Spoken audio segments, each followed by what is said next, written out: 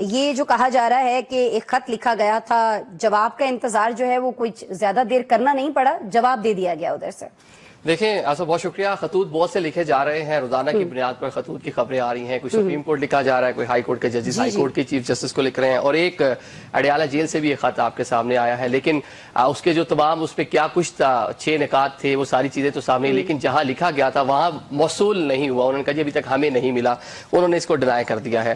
ابھی پاکستان تحریک انصاف ڈیسپریٹ دکھائی دے رہی ہے مذاکرات کو لے کر، باقی سارے معاملات کو لے کر. بہت سے حربے ہم نے دیکھا، بانی پی ٹی آئی جب جیسے ہی اپنی پرائم منسٹر شپ سے ہٹے تو بہت سے ان کے بعد ٹائم تھا، وہ چیزوں کو انگیج کرتے، معاملات پہ کہیں بیٹھ کر بات کر لیتے تاکہ پاکستان تحریک انصاف ان کی جماعت کے لیے چیزیں بہتر ہو جاتی. انہوں نے سارا وقت گوا دیا. اب وہ 1.5 سال سے جیل میں ہیں.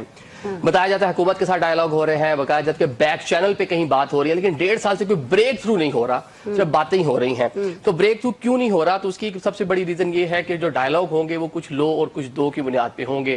پاکستان تحریک انصاف کے پاس اس ٹائم دینے کے لیے کچھ نہیں ہے، اور جن کے ساتھ یہ مذاکرات کرنا چاہ رہے ہیں وہ کچھ دینا نہیں چاہتے. ان کی جانب سے جو آفرز کی جاتی ہیں پاکستان تحریک انصاف اس کو قبول کرنے کو تیار نہیں ہے.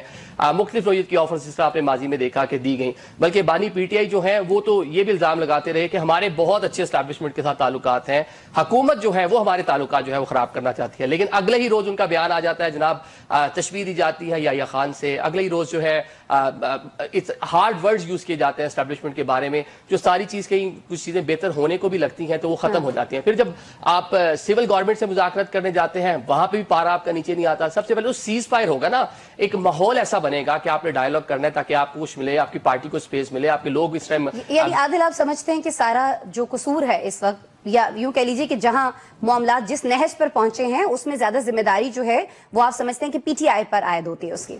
بالکل پاکستان تحریک انصاف پہ عائد ہوتی ہے، کیونکہ ہم نے دیکھا نا کہ بہت ٹائم تھا، ہم کور کرتے رہے. خان صاحب پرائم منسٹر تھے، ہم نے اس ٹائم بھی ان کو دیکھا جب پرائم منسٹر شپ تھے وہ ہٹے، جس کو رجیم چینج کہتے ہیں. اس کے بعد بھی ان کا ہم نے ایکٹ دیکھا. جب وہ اب جیل میں ہیں اس کے بعد بھی ہم دیکھ رہے ہیں، جب آپ جیل میں ایک طرف ڈائیلاگ کر رہے ہیں، دوسری جانب آپ اس طرح کے ٹویٹس کر رہے ہیں، آپ کے بہاف پہ ٹویٹس ہو رہی ہیں.